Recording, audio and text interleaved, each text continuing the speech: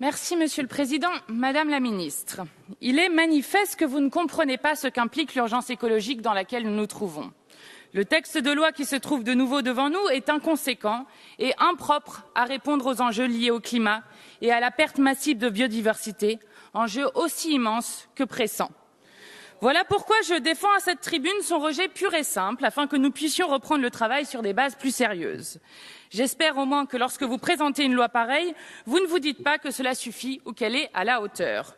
Je n'ai pas encore décidé ce qui est le pire entre refuser de faire quoi que ce soit et ne rien faire en pensant que l'action menée suffit. Dans les deux cas, les conséquences seront identiques. C'est bien à l'aune des conséquences prévisibles et de plus en plus certaines, quand l'inaction est reine, qu'il faut juger ce type de vaine gesticulation politique. Le changement climatique doit être combattu avec toute l'énergie que doit nous donner l'envie de survivre et le désir de vivre bien. Avec le changement climatique, il n'y a pas de compromis, pas de demi-mesure, plus de centre mou et inconsistant. La vieille politique des arrangements avec le réel qui vous sied tant lorsqu'il s'agit de nier les effets sociaux désastreux de vos politiques ne marche plus. Et je vous le dis très clairement, elle ne marche plus ni sur le plan social, ni sur le plan écologique. C'est d'ailleurs le message que vous envoient les décrocheurs des portraits d'Emmanuel Macron. J'étais avec 9 d'entre eux ce matin. Ils risent pour une action pacifique et symbolique, dénonçant l'inaction sociale et écologique du gouvernement auquel vous appartenez, 5 ans de prison et 75 000 € d'amende. Il est inadmissible que des lanceurs d'alerte soient traînés en procès pour la défense de l'intérêt général. Où est le procès de Monsanto lorsqu'il nous empoisonne? Où est le procès de Lafarge et des autres cimentiers lorsqu'ils polluent et bétonnent les terres dont nous avons tant besoin? Où est le procès de Total qui continue à extraire à tout va les énergies fossiles qui doivent rester sur terre? Et surtout, où est votre procès qui continuait l'inaction écologique et surtout cette politique de libre-échange avec notamment le CETA, le JEFTA et le Mercosur à venir qui nous condamnent toutes et tous. Sachez donc que les gens ont d'autres projets que de se laisser enterrer tranquillement. Si nous devons prendre qu'un exemple de la vacuité totale de ce projet de loi, il suffit de rappeler vos objectifs climat. Pour 2030, vous enjoignez l'Union européenne à revoir ses objectifs à la hausse. Mais n'en faites rien pour la France. Vous restez à un objectif à horizon de 2030 largement insuffisant pour se conformer à rester en dessous de 1,5 degré de réchauffement par rapport à l'ère pré-industrielle. En revanche, pour 2050, et sans aucune feuille de route contraignante, vous présentez un objectif à la hausse, encore que le terme que vous utilisez puisse prêter à débat. Toujours est-il que vous dites pour 2050 neutralité carbone. En 2050, j'aurai 61 ans. Emmanuel Macron aura 72 ans. J'espère qu'entre-temps, nous aurons pu faire le travail que vous vous refusez à mener à bien et engager la planification écologique si nécessaire à notre pays. Mais vous vous rendez bien compte qu'il n'y a aucun sens à s'engager à l'horizon 2050 si aucun plan n'est élaboré dans le sens de la réalisation de l'objectif fixé.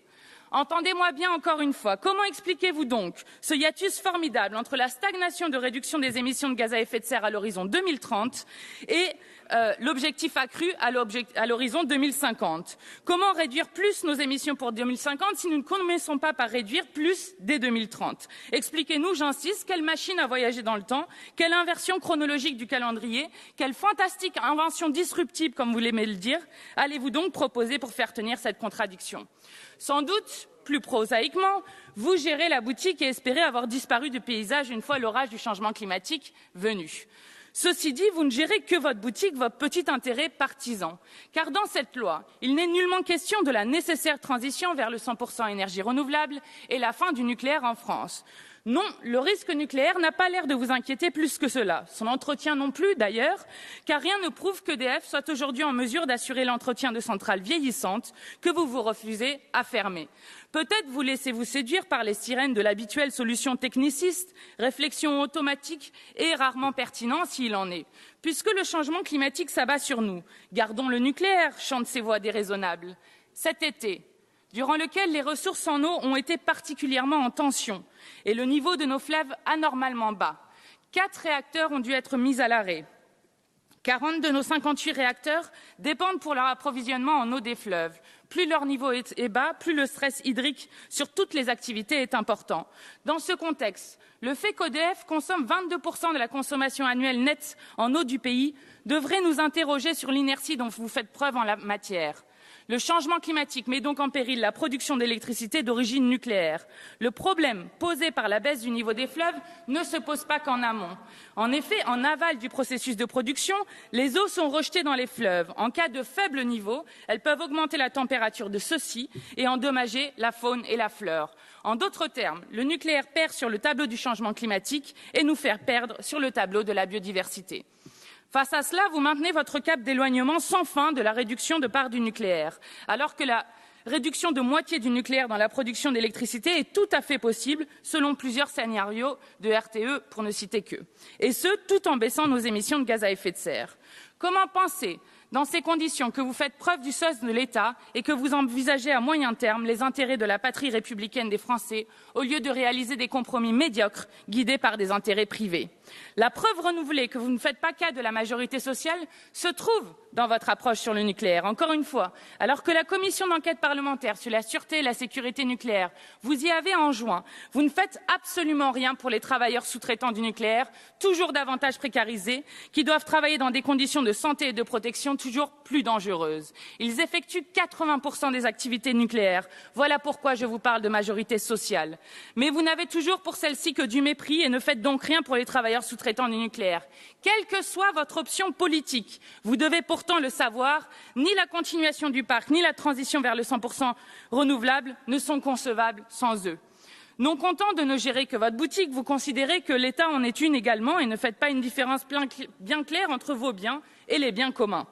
L'État n'est pas à vendre, nous ne sommes pas à vendre et nous ne sommes pas d'accord que vous continuiez à le piller sans cesse. Aéroport de Paris, Française des Jeux, la branche énergie d'Alstom, les autoroutes avant vous, ça suffit.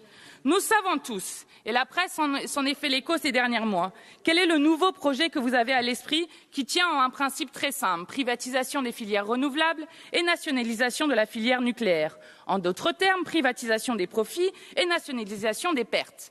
La braderie généralisée de l'État est à son paroxysme. Vous vendez des rentes pour racheter des dettes. En d'autres termes, vous arnaquez la République dont vous êtes supposé servir l'intérêt général. À cela, je ne vois qu'une explication, celle-là même qui rend cohérente vos actions depuis le début de ce quinquennat.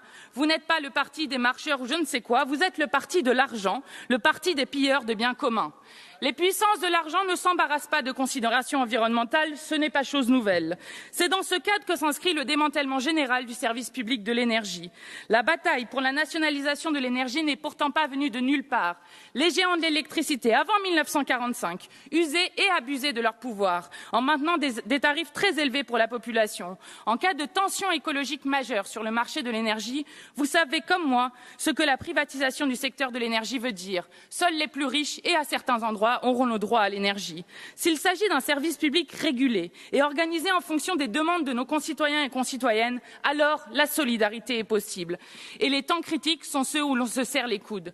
Les salariés d'EDF se mobilisent le 19 septembre pour empêcher le pillage de continuer. Je leur adresse depuis cet hémicycle un salut fraternel et solidaire.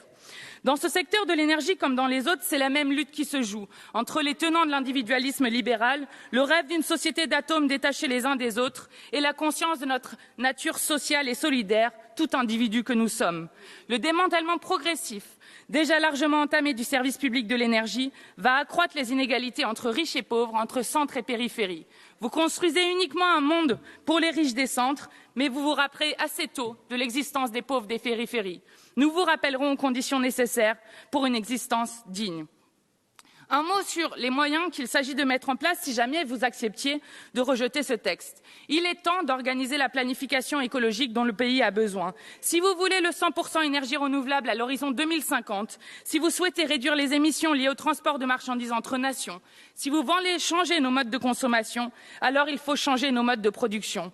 Sur la rénovation des logements, quand donc allez-vous engager les investissements publics nécessaires pour lutter contre les passoires thermiques? Le rythme est insuffisant et aucun progrès significatif n'est accompli en la matière dans ce projet de loi. C'est près de 800 000 logements qu'il faut rénover par an. Cela ne va pas se faire tout seul par la grâce du saint marché. Le temps est à organiser depuis la puissance publique, de façon démocratique, un vaste plan qui mette tous nos services au service de la plus grande tâche jamais offerte à l'humanité, celle de survivre aux chaos qu'elle est en train de produire. Il faut penser ensemble, agir ensemble et pour cela socialiser davantage les moyens de production clés, le secteur de l'énergie n'étant qu'un exemple parmi d'autres. Vous faites tout le contraire et votre croyance à la capacité du marché à relever le défi écologique est tout aussi dangereuse qu'irrationnelle. Nous vous opposons la démarche certaine et assurée des citoyens qui, défendant la République sociale et la fraternité, savent que seuls ces principes d'action peuvent nous guider vers un avenir vivable. Je vous remercie. Merci, chers collègues. Madame la ministre, vous voulez intervenir? Non. Monsieur le rapporteur non plus. Nous arrivons donc aux explications de vote.